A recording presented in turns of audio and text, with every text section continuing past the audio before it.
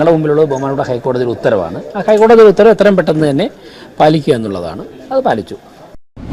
ഞങ്ങൾക്ക് എത്രയും പെട്ടെന്ന് തന്നെ കോടതി ഉത്തരവ് നടപ്പിലാക്കേണ്ടതായിട്ടുണ്ട്. അതുകൊണ്ടാണ് അത്തരത്തിൽ കാര്യങ്ങൾ സാധ്യമായ എല്ലാ മാർഗ്ഗങ്ങളിലും എത്രയും പെട്ടെന്ന് തന്നെ കമ്മ്യൂണിക്കേറ്റ് ചെയ്തിട്ടാണ് ചെയ്തിട്ടുള്ളത്.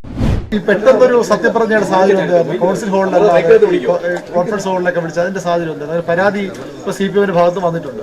ആരെ അറിയിക്കാതെ, ബന്ധപ്പെട്ട ആളെ അറിയിക്കാതെ. പരാതിയല്ല, ഞങ്ങളുടെ മുമ്പിലുള്ള ബഹുമാനപ്പെട്ട ഹൈക്കോടതിയുടെ ഉത്തരവാണ്. ആ ഹൈക്കോടതിയുടെ ഉത്തരവ് എത്രയും പെട്ടെന്ന് തന്നെ പാലിക്കുക എന്നുള്ളതാണ്. അത് പാലിച്ചു.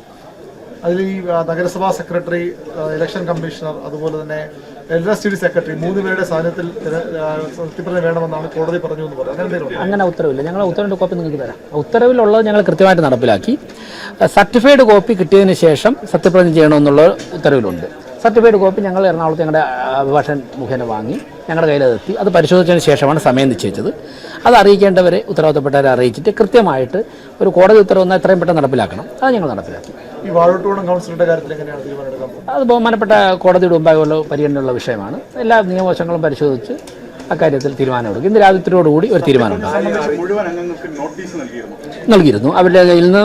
അതായത് ഈ വിധി അറിഞ്ഞ ഉടൻ തന്നെ അഭിഭാഷകൻ വഴി മുഴുവൻ അംഗങ്ങളും, ഈ 19 അംഗങ്ങളും സെക്രട്ടറിക്ക് സത്യപ്രതിജ്ഞ ചെയ്യുവാനുള്ള സാഹചര്യം ഒരുക്കണമെന്ന് പറഞ്ഞിരുന്നു. സെക്രട്ടറി അത് ഫയലാക്കി മേയറുടെ അടുത്ത് വിട്ടു. മേയർ അത് പരിശോധിച്ച് കോടതി ഉത്തരവ് നോക്കിയതിന് ശേഷം എല്ലാ കൗൺസിൽ അംഗങ്ങൾക്കും സത്യപ്രതിജ്ഞ തീയതിയും സമയവും നിശ്ചയിച്ചു കൊടുത്തു.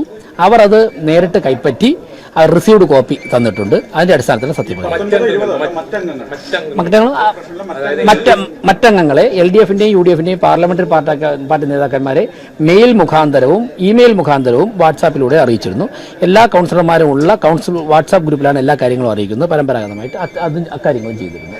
ഞങ്ങൾക്ക് എത്രയും പെട്ടെന്ന് തന്നെ കോടതി ഉത്തരവ് നടപ്പിലാക്കേണ്ടതായിട്ടുണ്ട്. അതുകൊണ്ടാണ് അത്തരത്തിൽ കാര്യങ്ങൾ സാധ്യമായ എല്ലാ മാർഗ്ഗങ്ങളിലും എത്രയും പെട്ടെന്ന് തന്നെ കമ്മ്യൂണിക്കേറ്റ് ചെയ്തിട്ടാണ് ചെയ്തിട്ടുള്ളത്.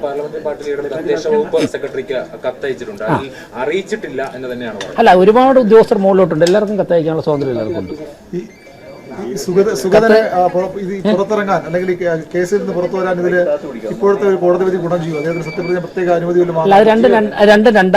രണ്ടും രണ്ടായിട്ട് കാണണം. അദ്ദേഹത്തിന്റെ കേസ് ബഹുമാനപ്പെട്ട കോടതി ആ കേസ് കൃത്യമായിട്ട് മേൽനോട്ടം നടത്തി വരികയാണ്. ആ കേസുമായി ബന്ധപ്പെട്ട് അദ്ദേഹത്തിന്റെ അഭിഭാഷകർ ആ കേസുമായി ബന്ധപ്പെട്ട് കാര്യങ്ങൾ ചെയ്യുകയാണ്. ഇന്നത്തെ കോടതി ഉത്തരവ് അദ്ദേഹത്തിന് ബാധകമാണ്.